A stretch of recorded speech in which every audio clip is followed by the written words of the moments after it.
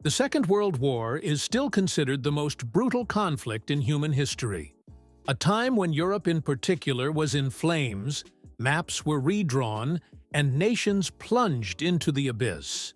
With a few exceptions, because a few states managed to stay completely out of the conflict and escape the maelstrom of destruction. And one of these states is Portugal. Under the leadership of dictator António de Oliveira Salazar, Portugal navigated the dangerous waters of global confrontation and maintained a seemingly unshakable neutrality. But behind this facade of impartiality lies a history full of intrigue, maneuvering, and political games.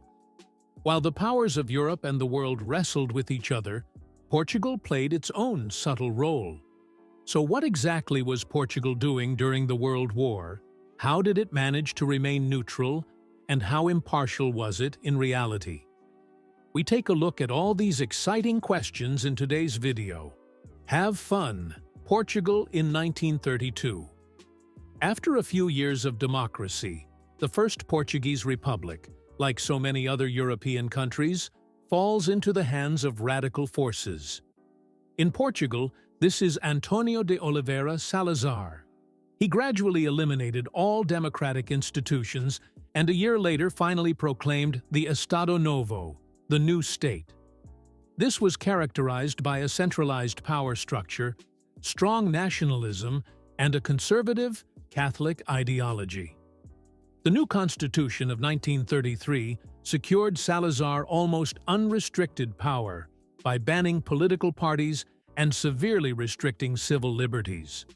This made him de facto the sole dictator, similar to Mussolini in Italy and Hitler in Germany. And this is where Salazar's dilemma during the Second World War began.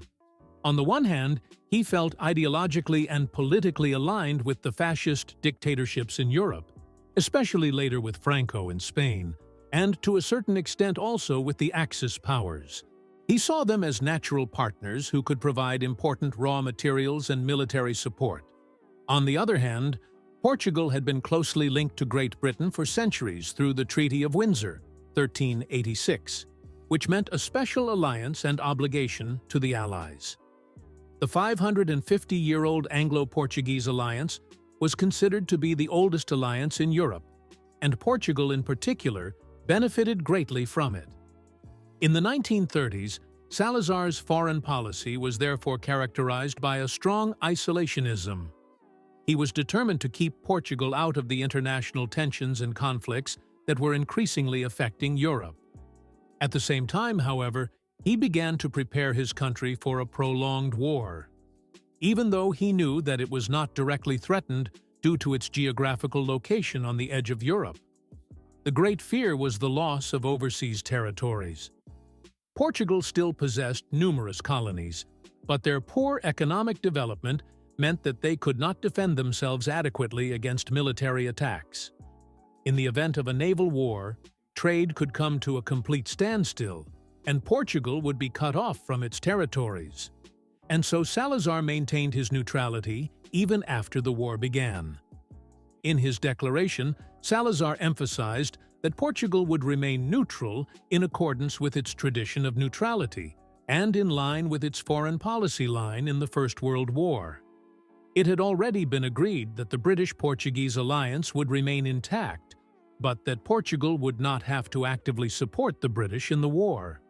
At the same time, there were also negotiations with the Axis powers, particularly concerning economic agreements. This particularly concerned trade in tungsten. Germany urgently needed this material for the manufacture of armor-piercing shells and other military equipment, and Portugal was willing to supply it in large quantities. The tungsten trade enabled Portugal to earn considerable foreign currency, which helped to stabilize its own economy. This led to further agreements with the Axis powers. Salazar also maintained close relations with the Spanish dictator Franco. In 1939, the Pacto Ibérico, the Iberian Pact, was signed, which included a mutual declaration of non-aggression. It also stipulated that both countries would cooperate in the event of an external threat, in order to guarantee the security and stability of the Iberian Peninsula. Portugal was truly dancing on all cylinders and tried to benefit as much as possible from all sides. In the 1940s, the small country on the edge of Europe became the central escape point for people from all over Europe. Up to 1 million refugees fled overseas via Portugal. Not only Jews, but also political dissidents, artists, writers, and intellectuals fleeing fascism in Europe found refuge in Portugal or moved on to America. On the other hand, it also became a retreat for spies and agents from both sides of the war, and an exile for the European aristocracy. Spies from the Allies and Axis powers, including the British M6, the American OSS Office of Strategic Services, the German Abwehr, and the Soviet NKVD, were active in Lisbon. As the war progressed, however, diplomatic pressure grew on Salazar, especially from his ally Great Britain. In 1942, he therefore introduced a strict export quota system. According to this concept, all warring parties were to receive the same amount of raw materials, especially tungsten, which was vital to the war effort. This reduced exports to Germany, which is why Salazar feared that he would soon also be exposed to Hitler's aggression. And his concerns were not unfounded. There were repeated incidents in which German submarines sank Portuguese ships. Salazar was particularly afraid of a German occupation of the Portuguese islands, including Madeira, the Azores, and Cape Verde. And so, in 1943, there was a strict turnaround in Portugal's policy of neutrality. In August, Portugal signed an agreement to lease bases in the Azores to the British. This was followed shortly afterwards by a similar agreement with the USA. The tide of war had also turned, and the Axis powers were now on the defensive. Portugal therefore saw support from the Allies as the best way to protect its colonial empire. And unknowingly, it also triggered a turning point in the Atlantic War, for it enabled the Allies to cover the mid-Atlantic gap from the air and thus hunt down submarines and protect convoys from overseas. In addition, the flight time for American aircraft was almost halved from 70 to 40 hours. Previously, they had flown a detour via Brazil and West Africa. But Portugal was also exposed to another theater of war because of its colonies, the Pacific War.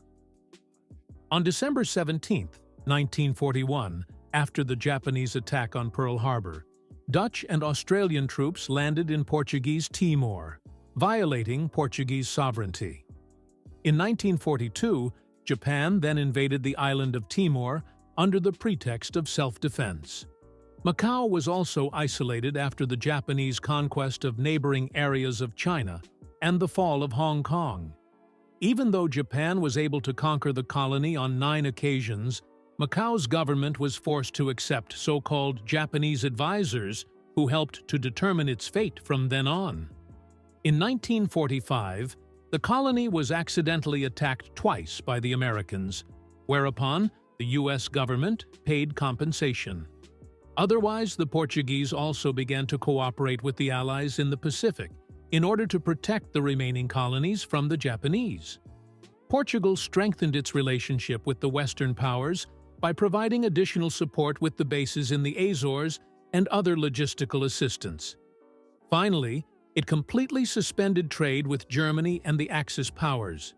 As a result, it sided with the victors in time, and Salazar emerged from the Second World War as the big winner.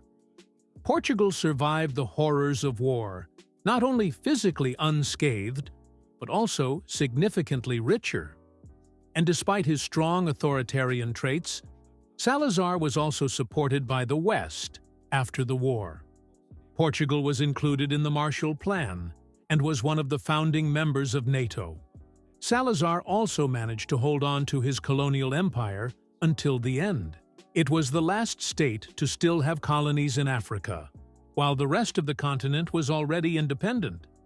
Moreover, Salazar was able to maintain his authoritarian rule until 1968, thanks to the approval of the West. Only a stroke, which seriously affected him and severely limited his ability to govern, was able to throw him off course. He died in 1970, and his successors initially maintained the authoritarian system, but after several brutal colonial wars and the Carnation Revolution, the dictatorship was overthrown, and Portugal developed into a democratic state.